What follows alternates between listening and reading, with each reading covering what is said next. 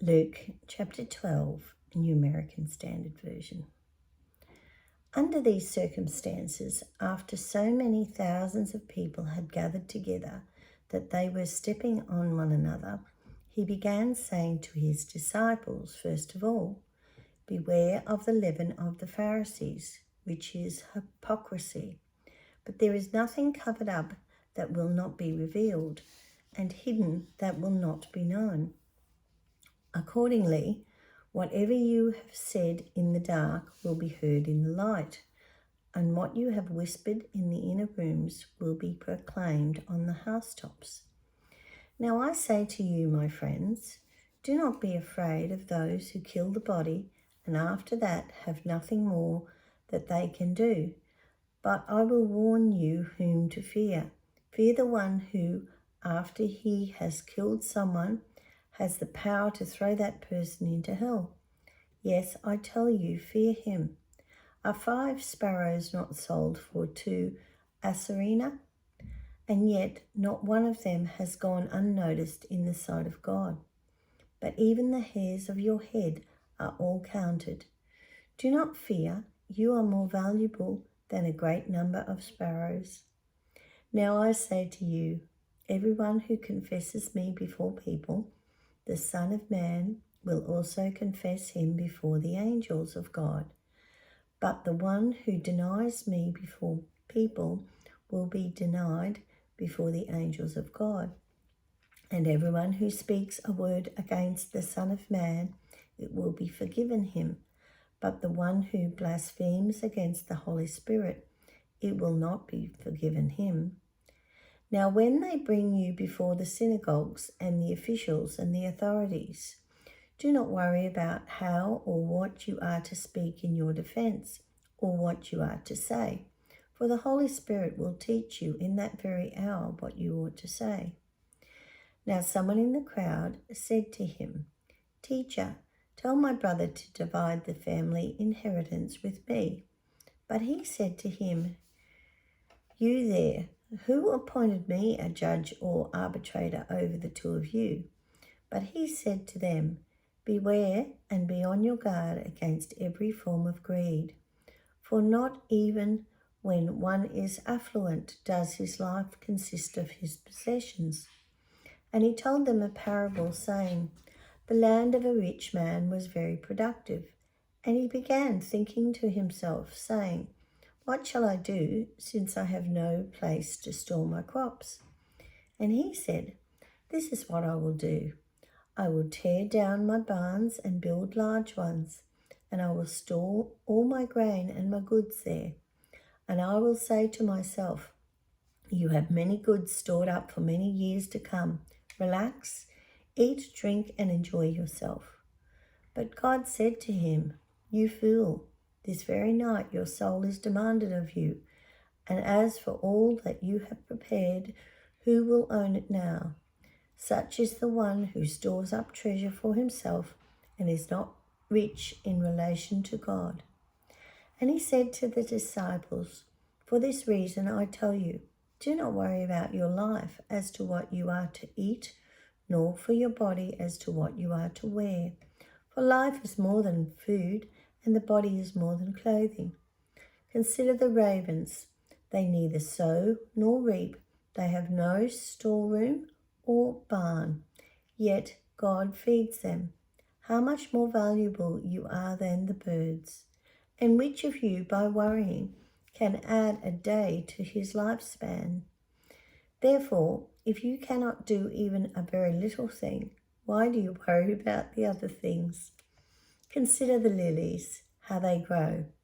They neither labor nor spin. But I tell you, not even Solomon in all his glory clothed himself like one of these. Now if God so clothes the grass in the field, which is alive today and tomorrow is thrown into the furnace, how much more will he clothe you, you of little faith? And do not seek what you are to eat and what you are to drink, and do not keep worrying. For all these things are what the nations of the world eagerly seek. And your Father knows that you need these things. but seek his kingdom, and these things will be provided to you. Do not be afraid, little flock, because your Father has chosen to give you the kingdom. Sell your possessions and give to charity. Make yourself money belts that do not wear out, an inexhaustible treasure in heaven, where no thief comes near, nor does a moth destroy. For where your treasure is, there your heart will be also. Be prepared and keep your lamps lit. You are also to be like people who are waiting for the master when he returns from the wedding feast, so that they may immediately open the door for him when he comes and knocks. Blessed are those slaves whom the master will find on the alert when he comes. Truly I say to you that he will prepare himself to serve and have them recline at the table, and he will come up and serve them. Whether he comes in the second watch or even in the third and finds them so, blessed are those slaves. But be sure of this, that if the head of the house had known at what hour the thief was coming, he would not have allowed his house to be broken into.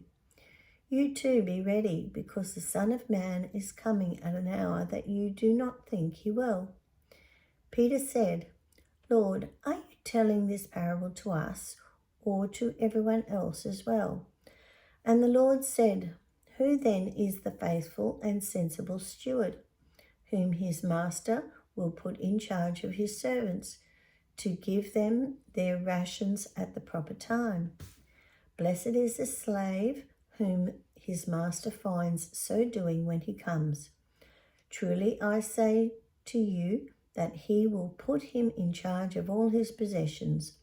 But if that slave says in his heart, My master will take a long time to come, and he begins to beat the other slaves, both men and women, and to eat and drink and get drunk, then the master of that slave will come on a day that he does not expect, and at an hour that he does not know, and will cut him in two and assign him a place with the unbelievers.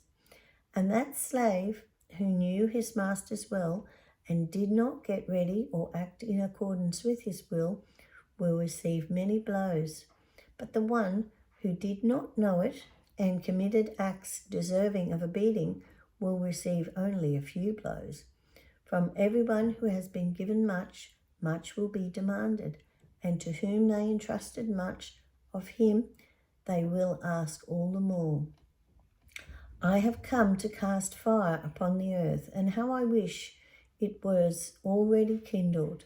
But I have a baptism to undergo, and how distressed I am until it is accomplished. Do you think that I came to provide peace on earth? No, I tell you, but rather division. For from now on, 5 members in one household will be divided, 3 against 2, and 2 against 3. They will be divided, father against son, and son against mother, mother against daughter, and daughter against mother, mother-in-law against daughter-in-law, and daughter-in-law against mother-in-law. And he was also saying to the crowds, Whenever you see a cloud rising in the west, you immediately say, A shower is coming. And so it turns out. And whenever you feel a south wind blowing, you say, It will be a hot day. And it turns out that way. You hypocrites, you know how to analyze the appearance of the earth and the sky, and how it is that you do not know how to analyze this present time. And why do you even judge by yourselves what is right? For when you are going with your accuser to appear before the magistrate on the way, make an effort to settle with him, so that he does not drag you before the judge, and the judge hand you over to the officer, and the officer throw you in prison. I tell you, you will not get out of there until you've paid up to the very last lepton.